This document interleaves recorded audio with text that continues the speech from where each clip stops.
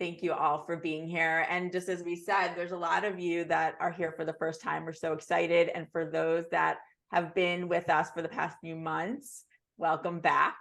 This is going to be so good. In our Getting Unstuck series, we're continuing to dig into the beliefs that are holding us back. And as we've said before, most of these beliefs go back to childhood. And you may not think you can hang on to the energy of those beliefs. However, that energy can get trapped in our bodies and we don't even realize it.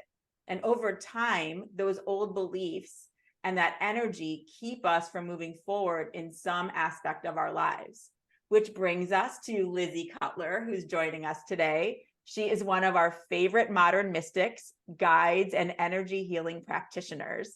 We've worked with her now for a long time, and she's definitely helped transform our lives, and we feel like she can help transform yours. And she's created a life-changing technique called energy editing that's going to move beliefs right on out of you. That is right. So over time, those beliefs not only become lodged within you, they can also turn into fears. And Lizzi has identified the most common fears that are holding us back, and in some cases, even paralyzing us. This week, we're focusing on the fear of being content. Why is that a fear, you may ask? I know I did, because I flagged that I actually had an aspiration to actually be in a place of contentment.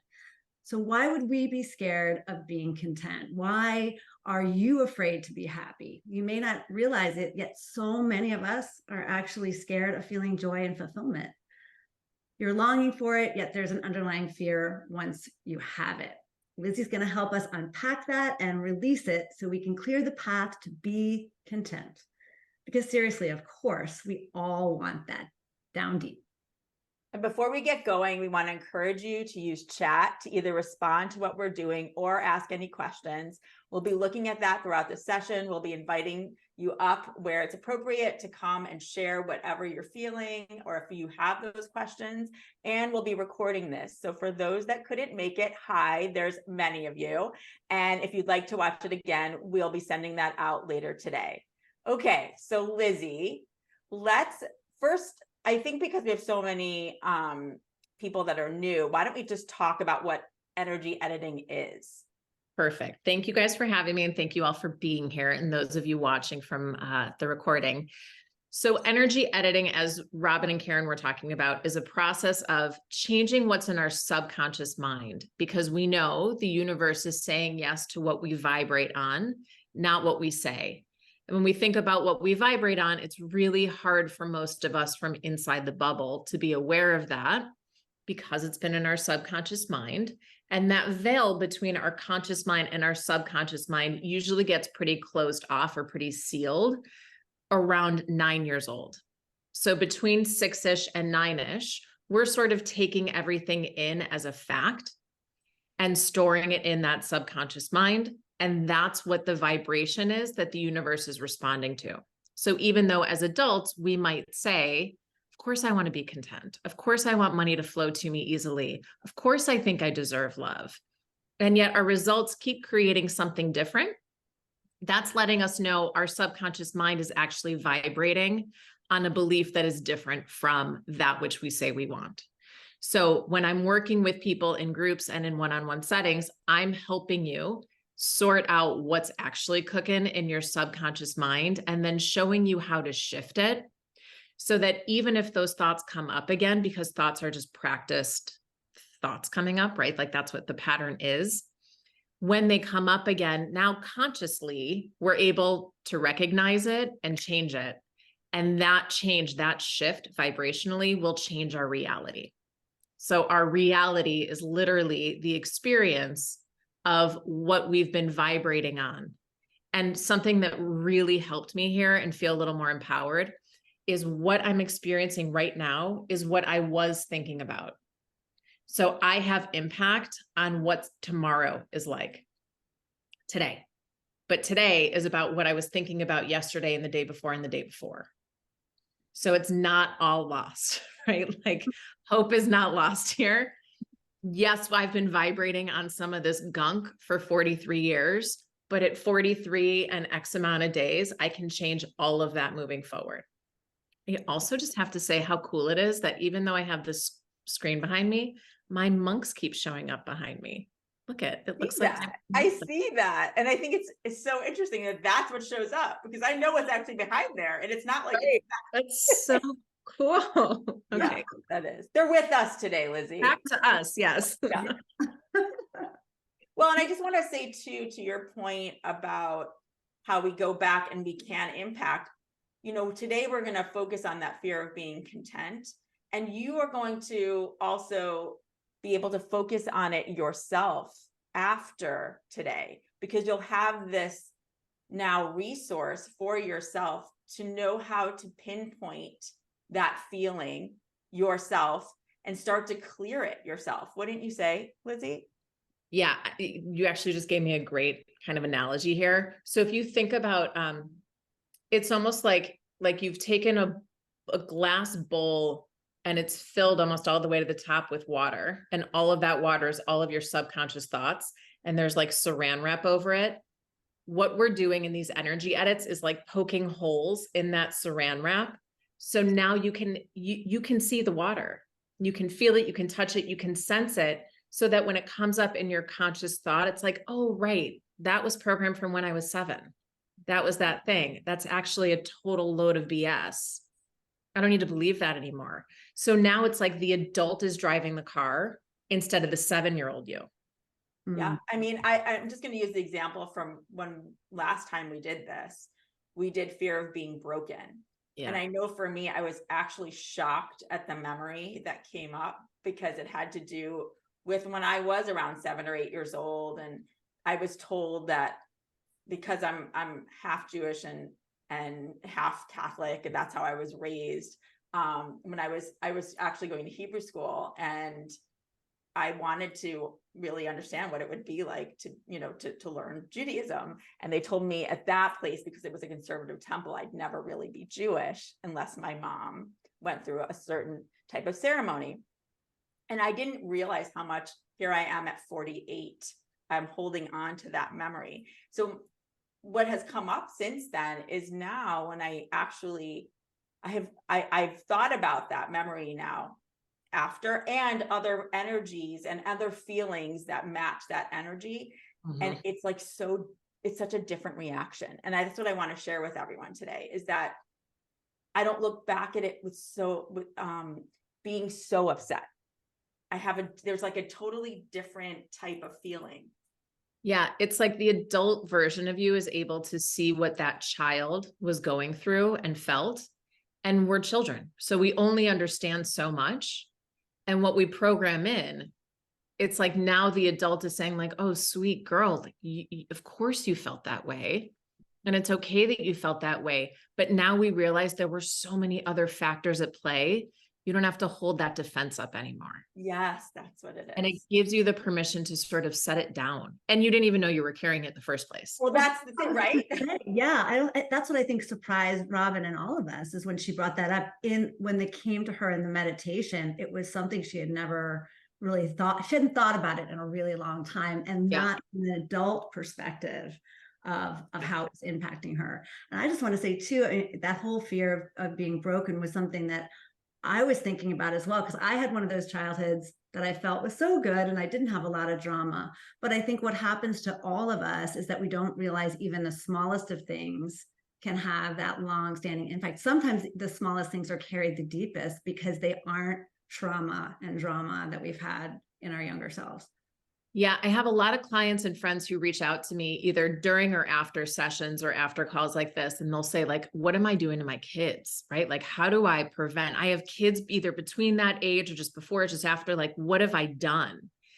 And the other thing I like to say here is part of the reason our soul chose to come here and be in human form is to work through this stuff. So to Karen's point, it could be the smallest thing, or to Robin's experience, something that is really like heavy and wounding, that creates that loop and that belief. And it's what our soul came here to work through. So all of the stuff that we're getting through here is because our soul chose to come in at this time with these parents and these people around us in order to work through this stuff. And you're at the exact right time to do it. The reason that you're on this call today or watching this later is because it's time for you to let it go. And this is the exact work for you to do so. I think for some people listening, at least for me, back to the fear of being content, it seems like such a duality, right? Like, isn't content an aspiration? And let's talk about this, Lizzi. How do we have a fear of an aspirational emotion?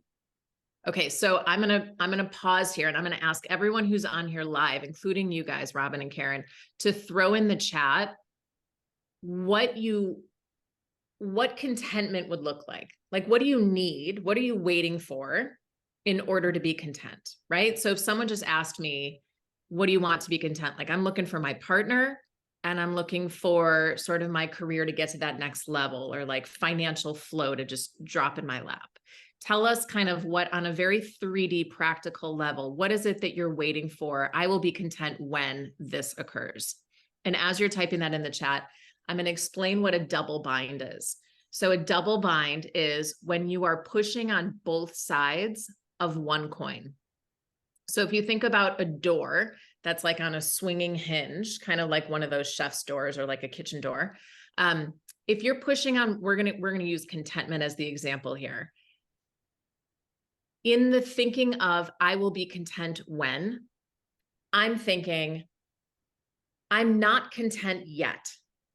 I don't have all the things I need to be content. When I have my partner and when I have that massive financial abundance so I can create all the impact I want to create, then I'll be content.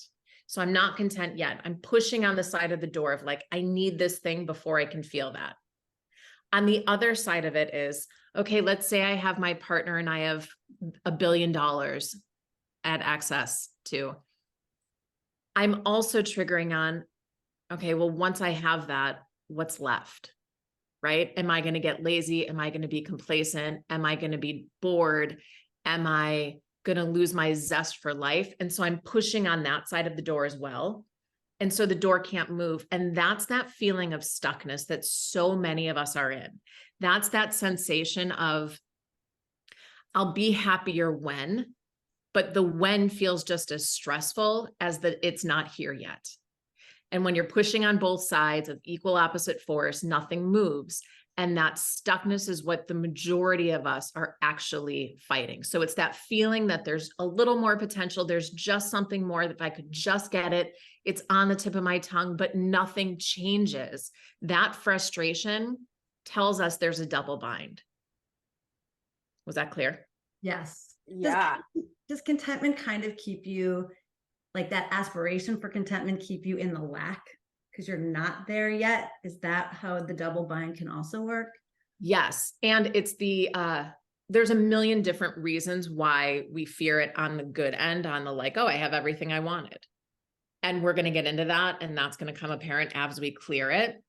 The double bind on what I would say are like the positive aspects of life.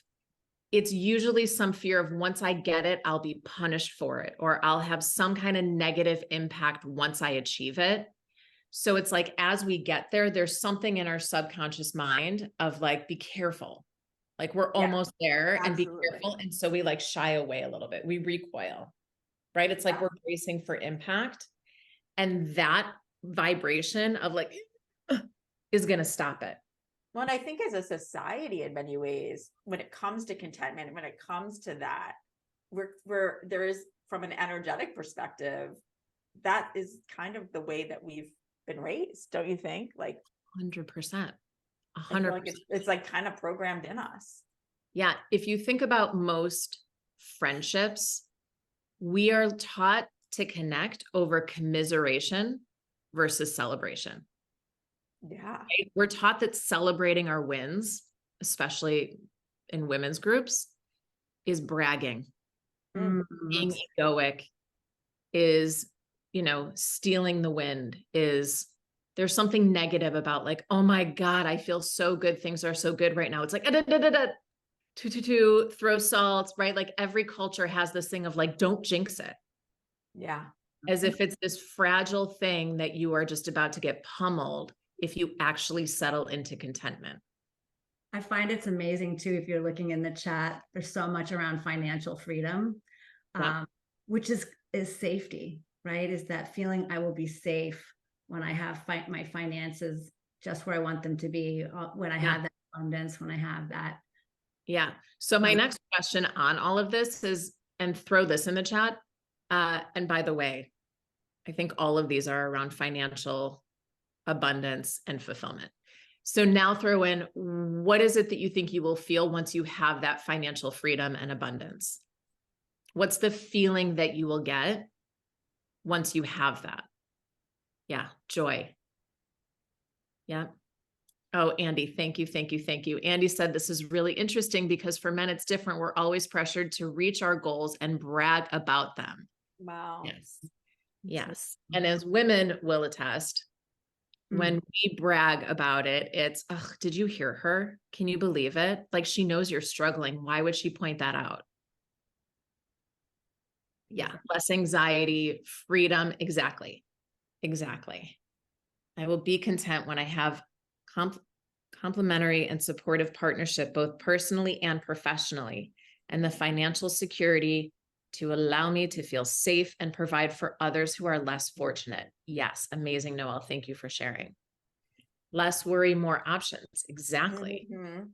Yeah. So we all think that, like, in the having of this thing, that then we will be able to settle in, relax, and actually enjoy. And then on the flip side of that, the double bind of that is, and we're going to go into this in a second, what happens when you have it? Yeah. Right? Where is there any stress around having it? Is this making sense? Mm-hmm. Okay, great. Okay. Are we ready for the edit? Yeah, let's do Yeah. it. Okay. Okay. So in these edits, the first thing I like to say to you is you cannot do this wrong. You can't screw it up. So I'm going to walk you through the whole thing and I'm going to talk you through all of it and guide you. But I want you to imagine this is the opposite of meditation. So this is not where you want your mind to go blank and don't think any thoughts. I actually want you to go down every different rabbit hole of thought that comes up and really get into the why and the who and the what, and most importantly, the feeling that you were feeling at those moments. So to start, you're going to take your dominant hand, I'm a righty, and you're going to place your dominant hand just at your solar plexus. So my rib cage splits here and I'm putting my palm right between there. And you're going to sit back in your chair and gently close your eyes and just let yourself relax. And just lean into the fear of being content and start by connecting to the vibration of it. The anxiety or the fear of being content. Notice where that might show up in your current life.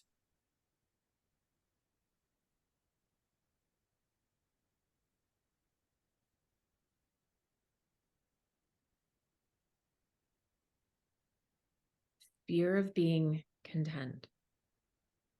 All that abundance showed up, even if just half of it showed up. What have you seen? What have you heard as an adult in the last 5, 10 years? What have you seen and heard about people who you would think seem content?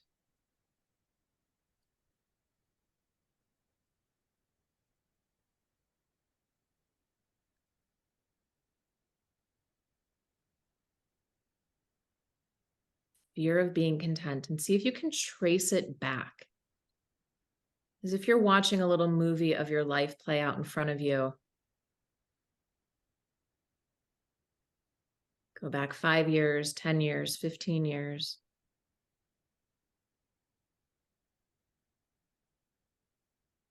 Fear of being content.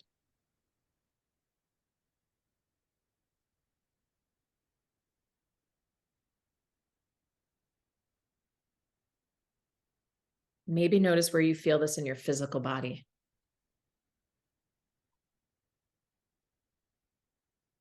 Fear of being content.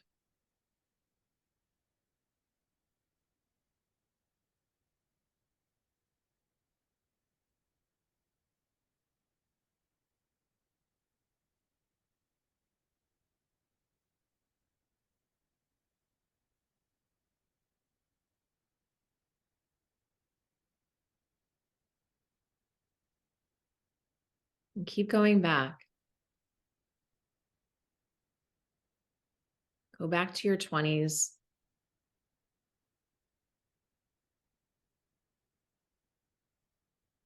Go back to high school. Notice what you saw. Notice what you heard.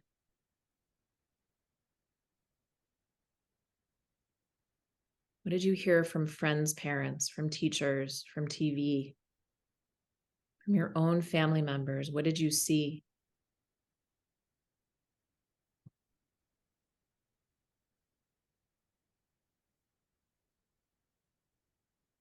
Fear of being content.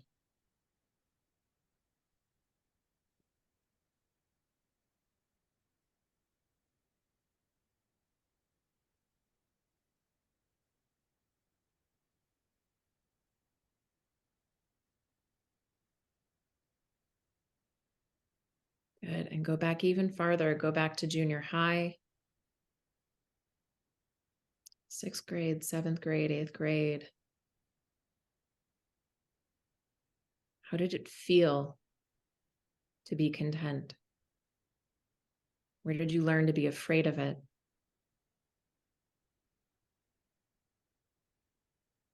Go back to grade school.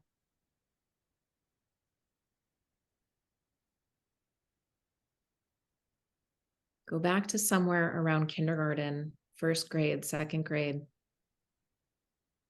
The fear of being content. Notice what you heard from the adults around you. Notice what you saw.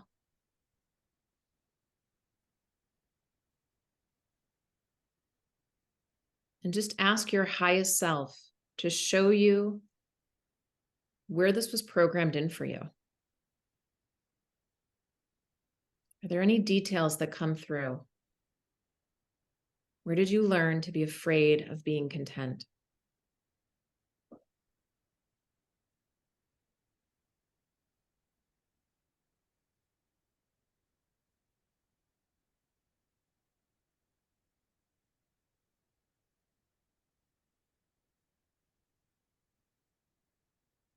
Good. And staying in there, just set the intention to let it go. Be willing to let go of the fear of being content.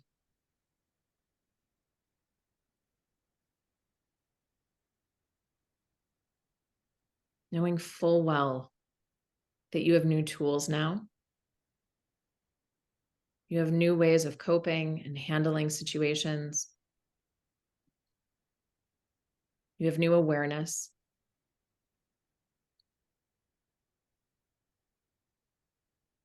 And set the intention to let your guides, let us move this off of you. Let us delete it, release it from your system.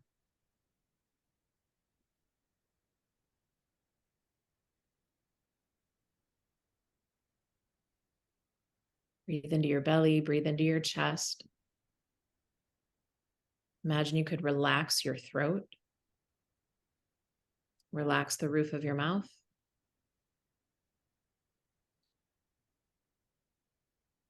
Good. Take a deep breath in, full, big, deep breath in. Exhaling, let everything go.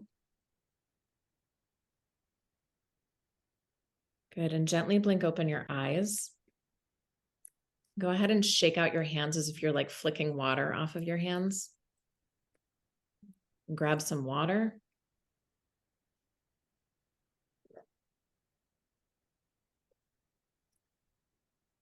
And as our friends who are on here live, throw in the chat and let us know what came up for you.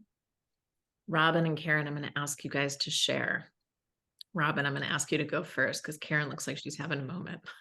I think I'm always so surprised at when we do these, and we do these outside of these workshops, that there's still more to go. And I know that there's so much more to go in that childhood is just, it's just ripe with all of the stuff that's being held. And so for me, it's interesting, when I thought of this concept, I thought that it would take me only to the time my dad passed away when I was 12, because to me, that was like, I was so content, right? I had my family and that was ripped out from me overnight. But however, so I went back, as you said, I started actually in my early 40s, my 30s, my 20s, in my teens. And then I went back and I was surprised, actually, for me, it was me living in New York. There's my time in Brooklyn, New York is really this rich time of where a lot got trapped. Yeah. And for me, it was actually being very content with my life in terms of I had my friends at school, I had my family. We actually lived in a small apartment, which suited me just fine. I didn't know any better. And then what it was for me was when my parents told me we were moving to Chicago. And I was around 8 or 9 years old at that point. And it wasn't a time now where I could keep in touch with people. I was too young to really be on the phone with anybody. And we didn't have the internet or social media or anything. And I was devastated. And I just felt and feel for the little me that was so sad and scared because my life was going to be rocked. Did you have any idea that that was even in the works? No. So it wasn't even like on your radar that it might be a possibility. It just came out of nowhere, like, we're moving. Yeah. It was like, Dad got a new job and we're moving. And when are we moving? How much time did you have? I think we had a few months. Yeah. So it wasn't like next week. It was like, it definitely had time to think about it. It was the end of school. We moved over the summer. No, my parents were looking for a house in the summer. We actually moved late summer. So I started school, I think, a little late. It was late. Okay. Was more like I came into school in the fall. They had already started, which was scarier. Yeah. If you think about that sort of, and those of you that have kids or around kids, I don't have kids, but my niece and nephew are sort of this age. So now I'm watching where the mindset is, like, at that age range. And when we're around like 6, 7, 8 years old, it's like every day is a fresh start, right? Like, it's all you really know. It's all you can really think about. And our stability and security pretty much relies on like the consistency and being able to count on, okay, this is what was yesterday. It's going to be similar to tomorrow. And having that sort of shock of, wait, we can just move and I'm not going to have my friends. And what is that going to look like for me? And all of the unknowns, which as adults, the unknowns are crazy and hard. But as a little person, having so little control, right? It wasn't, do you want to move? It wasn't, how do you feel about moving? That's right. That's right. And so it's all just like, I thought we were good and we were safe and I could settle. And you guys just yanked my world out from under me. And so in a little person brain, that was the version of touching the hot stove. And so the only way we really have to cope and manage that is don't touch the hot stove again. And so if I don't let myself fully get content, then I can't go from a 10 to a 2 on the happiness scale and the contentment and the safety scale. If I'm always sort of keeping myself at like a 6 on contentment, then if the world crashes me to a 2, that's an easier fall. And this is actually a Gay Hendricks theory or thing that he came up with called upper limiting. And so we create these little alarm systems that when we start getting too happy, if we climb above like a 6 or a 7, these little alarms, our inner child starts saying like, Lizzie, wake up. Lizzie, Lizzie, Lizzie, careful, careful, careful. It's getting really warm. You're getting really close to that hot stove. Back up. And so we start creating these ways of self-sabotaging. By just holding that energy, the universe says, okay, I hear your stress. I'll give you more stress. No problem. Yeah, babe, I'm going to meet you exactly where you are. Versus like, oh, I'm really just, things are easy right now. And this feels so good that it's easy. The universe will say, sure, babe, here's more ease. Oh, yes. But the ease, the contentment feels so unsafe because at a time when we were little and didn't have any other tools, we set that alarm up. And so there are all these booby traps and tripwires in our brains, our little person brains that are set up to keep us safe. And as adults, we're like, but why? What's the problem? It's fine. Right. Yeah. Oh, thank you. Thank you for sharing that. Yeah. Karen, are you okay? Yeah, what happened? This is shame on me, right? Because I thought this was such an easy subject and it just blew my mind. And I'll tell you why. And I would be really surprised if there was not somebody else on this call who felt the same. When you started at the beginning, Lizzie, about the fear of contentment, very unexpectedly, my first thought was, if I'm content, who else has to not be content? So my very first thought is that, and then that it's selfish, that I'm doing something selfish because I'm putting myself before someone else. And as I retraced my life, I've thought about so many times when I put off my own contentment because I was trying to make sure everybody else was good. And it went all the way back to when I was 2 years old. And my mom told me this story. I don't really viscerally remember it, but there's a picture of me, my poor baby sister. She was literally a year and a month younger than me. And she was brought home in like my carrier. And she all of a sudden got all my stuff as a little baby, like all of my rattles, all of my, like everything that I had, because she was a girl too. And I remember always being told, it's like, well, you have to share. And it was always sharing, even if I didn't want to share. And I see this pattern now that it's always been about like, well, I have to share, or I have to give up something that I don't necessarily want to give up because that's what's expected and that will make them happy. And I never expected that to pop up in my head, but it's huge. That's huge for you, Karen. It is. And as you're like doing the edit, I'm like feeling like this like root that you're pulling out of my body, because it's just been such an ingrained belief or behavior that I've had for such a long time. So it was really, really big. Wow. Yeah. So just so you guys know, when you're in the edit, I'm sort of like climbing in your energy system and weeding it. That's what it feels like to me. It's like I'm a little like cleaning lady in there with my vacuum and my scrubbers, and I'm like pulling stuff out. So it's almost like by you focusing on it, you're highlighting on it, or you're highlighting it for me, and then I can get under it and push it out. So if you were feeling things physically, it's us working. It's me, it's your guides, it's your higher self, all of that working. And I would just love to hear in the chat if anyone resonated with what Karen was just talking about, because that didn't even cross my mind, but it's so real that it's like a zero-sum game. If I have, it means someone else doesn't. And that is like a tried and true scarcity mentality. Katie says 100%.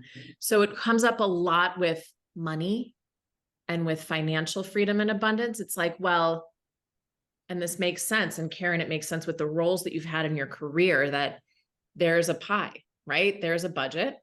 And if someone gets more, someone else has to have less. And that's the way the world works. And that's kind of what we're told, right? There's the haves and the have-nots.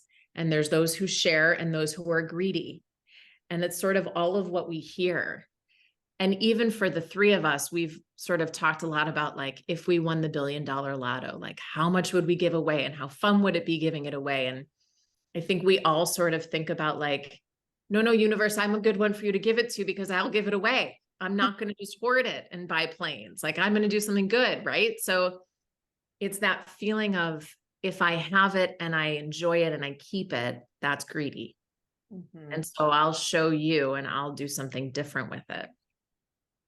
Mm-hmm. Lori shared, it has a lot to do with a sense of feeling worthy of whatever we want.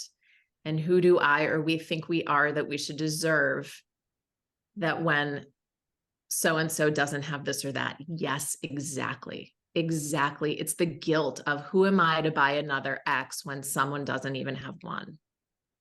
Yep. I'd be really interested if you guys are willing to share, Andy and Douglas, if you guys, like as men, just out of curiosity, if you've sort of experienced similar feelings, or if that's like a we have to share kind of thing. Those are really fascinating. If anybody else wants to share, please feel free to to raise your hand on here. And if anyone has any questions, let me know. But just so you know, and so I don't forget to say it, over the next few weeks until our next session, this will still be processing. So as Robin was saying, it's really normal over the next few weeks to have like another memory pop in like 5 days or in 2 weeks or something, or you'll be with a family member, or a conversation or a dream.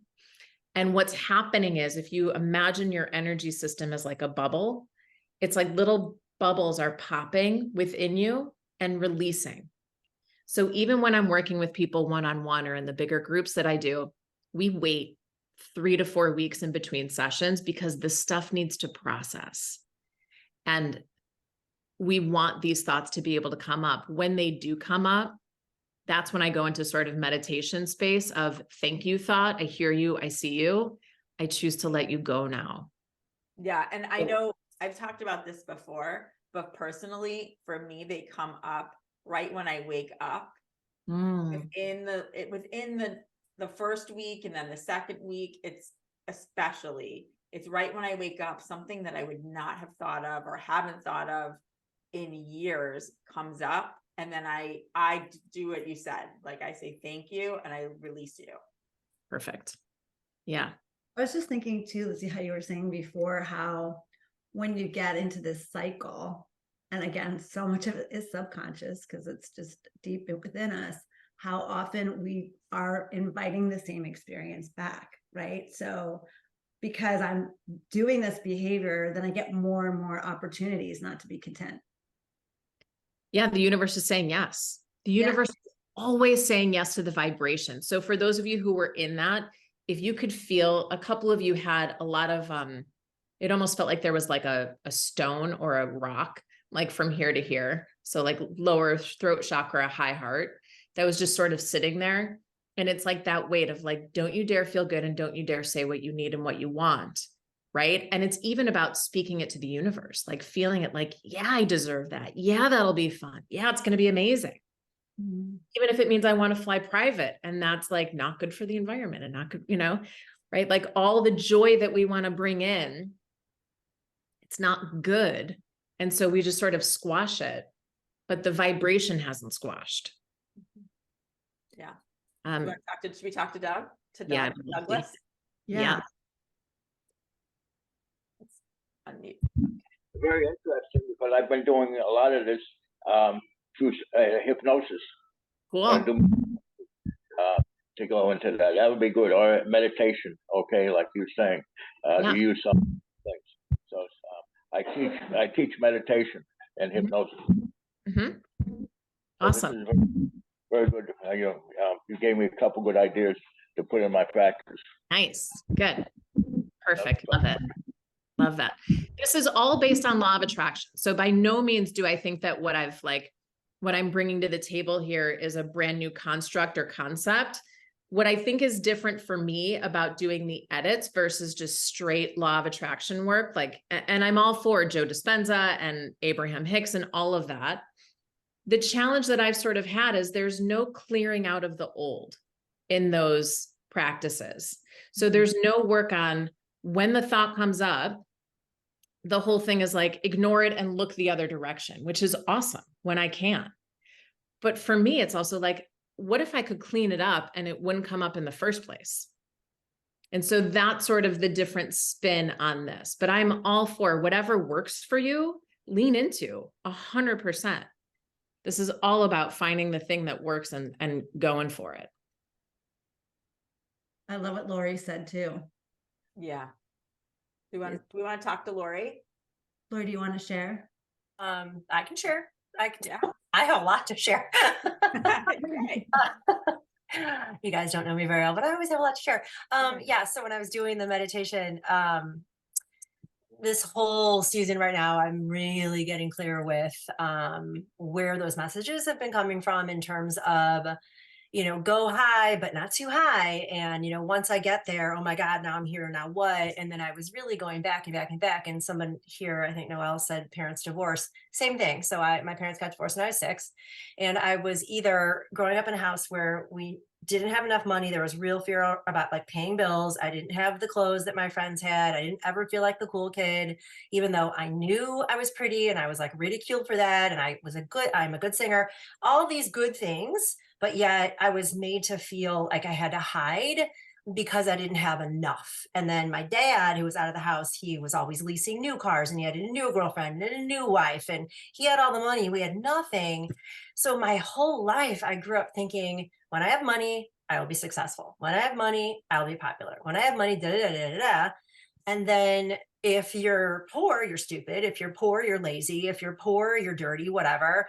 And so the whole education part of it was, yeah, go to school, but go to school to make money. And if you're going to go to school to make money, you better have this kind of job. And so I went to school to be an accountant because I was really good at math. And then I was like, well, I really want to be a teacher. And then my dad was like, well, if you're going to be a teacher, teach secondary math because they make more money. I was like, wasn't my path. And then I stopped school and I'm a yoga instructor. I'm a teacher. It's like, hello, that's what I'm doing. And that's what I was always meant to do. So the feeling of contentment and being okay with where we're at is like just what you said, Lizzie, like pulling out those weeds and like doing whatever mental cutting. I know you want to talk. Go ahead. Lori, I want you to dive into how, like, go one layer deeper in that, all of that stuff that you were talking about money and accomplishment and all that is directly tied to your value as a human. 100%. Right. So it's all about like self-worth. Yeah. Right? If I do these things, then dad will see I'm valuable and the world will see I'm valuable. And then I matter. Then I can be here and like just breathe. Yeah. But if we don't have money, we don't matter. And that is like a cultural and societal norm across the board of what we're sort of taught here. I wanted to be a yoga instructor so firmly because, teacher, heal thyself kind of thing. I want women to matter. I want them to take up their fucking space. You've seen it. Like they hold themselves like this, like be here. Right. And so, of course, when I do that work for others, I also benefit. So it's really good reminder, we're all connected that way. And, I get so much from my students when I teach that it's like, wow, that came up for me too. Yeah. So you said just being grateful for even the stuff that comes up. Yeah. And just like being aware, just watching. Yeah. Learned so much just from the watching. Yeah. So, all right, I'm shutting up. Thank you, Lori. Thank you. I was just thinking about how often we're also told to like, be content with what you have. It's almost like contentment is the consolation prize for not being happy or joyful, which are like, feel like higher emotions. So true. That's so true. Right. So there's almost that mantra in our heads, like, gosh, I can't even be content, let alone happy or joyful. Mm-hmm. So one of my most favorite Abraham Hicks, Esther Hicks quotes that I have written everywhere is, I'm satisfied with what is and so excited for more to unfold. Because that to me gives me permission. So it's, I'm satisfied with what is and so excited for more to unfold. I might have put in the so, but we need a little more. You Lizified it. I turned it up a little bit. Yeah. To me, it was like, okay, yes, I know my condo is great. I know my life is great. On a very like practical level, we all live privileged, beautiful lives. And there's so much more out there that I am attracting. And I can't wait to see how the universe is going to throw this in front of me. And so I try to really focus on that as many times a day as I can, and focus on where's my energy right now. And not what am I saying I want, but what am I vibrating? Like, am I vibrating on, am I actually satisfied with what is, or am I looking around like everything is shit and everything sucks and it's all so hard? And if I am, what can I do to turn it around? Even if it's just like climbing up 2 little steps. That actually just brought something up for me, which is, as we talk about contentment, how would you relate it to abundance? Okay, Julia, I'm going to repeat that quote and I'll actually write it down too. It's satisfied with what is and so excited for more to unfold. So I think of abundance as like all the different plates that I have spinning are spinning really well. And they're easy. And it's not like I have to like rush around to keep them all going. It's just sort of like things are easy and in flow. And what I've been sort of asking the universe for and trying to connect to is just easy, sustained abundance, not the high highs and the low lows, easy, sustained abundance. And contentment to me is sort of satisfaction and fulfillment and ease and flow and grace. And the next step is so obvious, I can't miss it. And it's not like I have to hit concrete in order to get to the contrast. It's just like, oh, that's uncomfortable. I got to shift something. Yeah.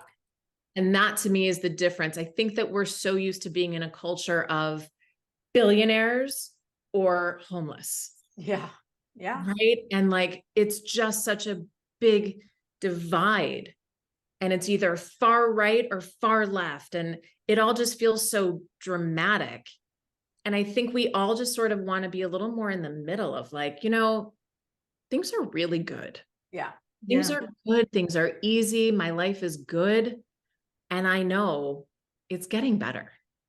Like it's incrementally getting better. I am consistently trending upward.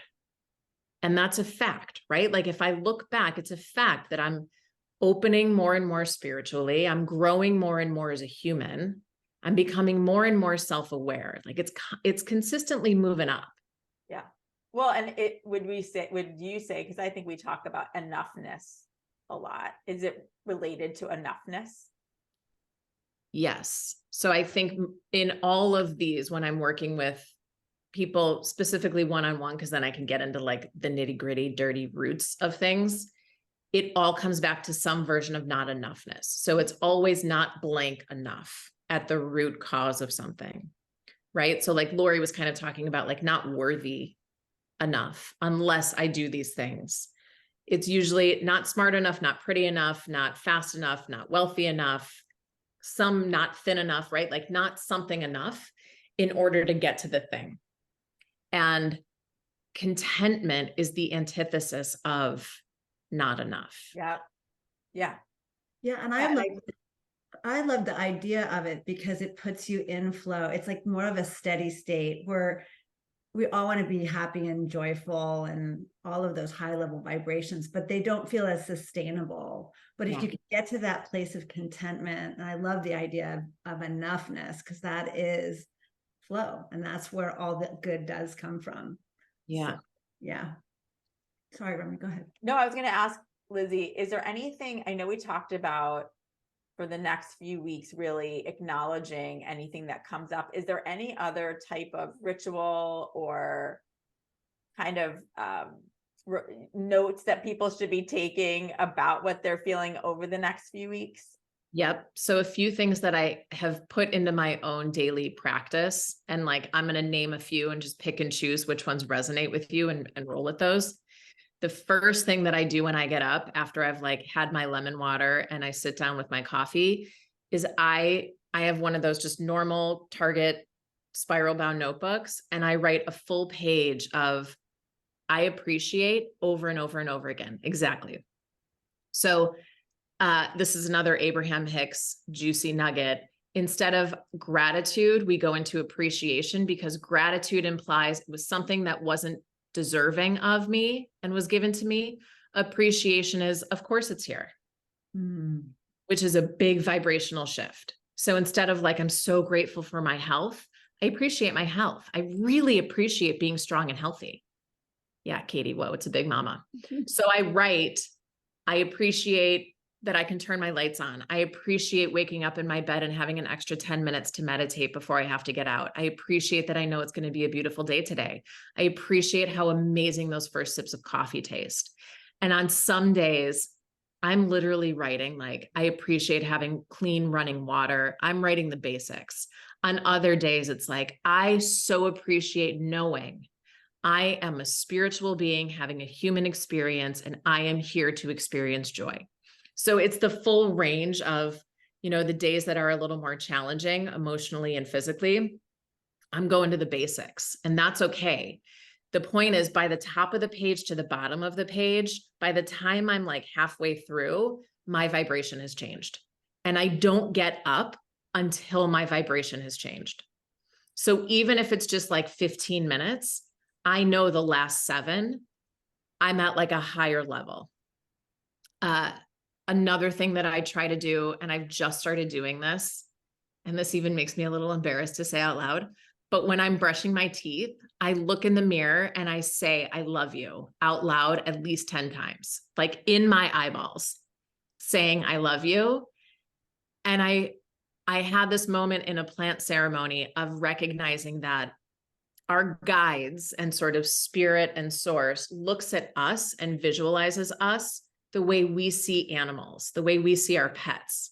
So like the sweetest, most innocent little toddler brain kind of things that are just so cute. And even when they're like naughty, they're still cute 3 seconds later. And we love them more than we can handle. Like I used to say to my dog, you make my heart feel like it's going to explode out of my chest. I love you so much. And so recognizing that's the way source sees me as a human, right? Like you humans are so cute that you get so caught up on all this stuff. And it's so sweet. It's like you've got this stick that you can't let out of your mouth. And by saying I love you in my eyes, I find myself saying it in the same tone that I would have said to my doggy. And like that feels like there's this schmooiness that comes where like then I have compassion for myself again. That's so cute. Those are 2 things that I think are really impactful and like easy to do, even if you're just writing for 5 minutes on the appreciation journal. Well, and I'll say today we can all say, I at least I know I can say I appreciate you, Lizzie, and you, Karen, and everybody on here, because we get to do this together and we get to be on the journey together, make the journey better together, release all this old shit together. And then I love what Carolyn said, I'm open to the possibilities. So I appreciate the possibilities and the opportunities that are going to come. Yeah. And knowing we're not alone. I mean, look, we are not alone. We're all together. It's been so impactful for me to not only be able to create a world where I can do this for my living, which is huge. And one of the things I appreciate almost on a daily basis is that I'm no longer in a cube under fluorescent lights, freezing cold every day in an office. And the idea that like, we're here to lift each other up. We're here to, like, oh, I figured this thing out. You got to try this, right? Spread the word of what works. And I think that's what's so amazing, Karen and Robin, about what you've created through Seeking Center and Whole Living Network and all of this of like, look, these things and these practices have worked. And Douglas, to your point, like whether it's hypnosis or Abraham or something else, if it worked, tell people what's working, because we all want to feel better. And in every single goal and every single thing that we want to achieve, we want it because we think we will feel better when we have it. We all just want to feel better. Yeah. And make the most of our time here. Yeah. Because that will feel better. Yeah. Yes, that's right. That's right. Because that will be better. Yeah. That'll feel better. Yeah. Yes. I just have to say though, Lizzie, I appreciate what you were able to do. I've done so many sessions, and I think it's just such an example of how there's always something more to know about yourself. And having a forum like this, where in 10 minutes, someone can literally take you through this experience and have you recognize something that's embedded in your journey that you just never really recognize in that way, can be so huge. So I just, it's going to take me a few days to process this one, but Yeah, that was it. It was really big. Yeah. Are there any last minute questions before we end today? If you do have questions, I'm going to actually throw my website in here so you can reach out to me. If anything does come up for you, it's lizzicutler.com. I had one. Yeah. I was having physical therapy at the same time. Cool. Yeah. So, okay, but it was good, really good. I enjoyed it. Thank you. I hope you have some more of these. If you have any more of these coming up, I hope. Yes, actually, we do. We're going to be doing this again next month, on Friday, September 15th at 2 p.m. Eastern. And we're going to be doing the fear of being confident, which I think that's going to be a good one. Yeah. So I know it's going to be a good one. can you guys also share where people can find past episodes that we've done? Because those of you that are new, I would love for you to go back Yes. and So do when some of I, the other. yes, so there's two places to find them. One is when I send the email out that will have this one, I always list the past ones because those are up on YouTube. And so the one from today, when I send it today, it may not be on YouTube yet, but you guys will get, everybody on here will get the link to the recording. But they're also on YouTube under Seeking Center. So youtube.com/Seeking Center. You can find them. It's not /Seeking Center. Just go, you have to search Seeking Center. It actually used to be Seeking with Robin. And so it kept that vanity URL. But they're all on YouTube as well.